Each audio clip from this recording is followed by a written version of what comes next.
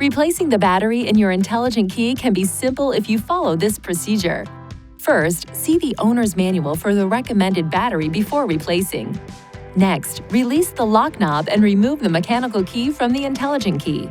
Place a cloth over a small flathead screwdriver and insert the tip into this slit. Now twist the screwdriver to separate the intelligent key into two pieces.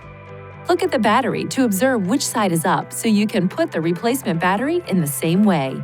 Ensure your hands are clean and free from oil and grease before touching anything inside the key fob.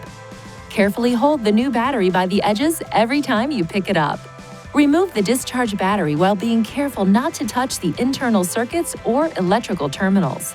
Gently place the new battery into the intelligent key with the negative side oriented in the same direction you noted during removal.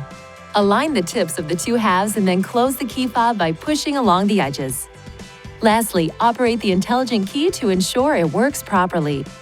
If you need assistance with replacement, it is recommended you visit a Nissan dealer.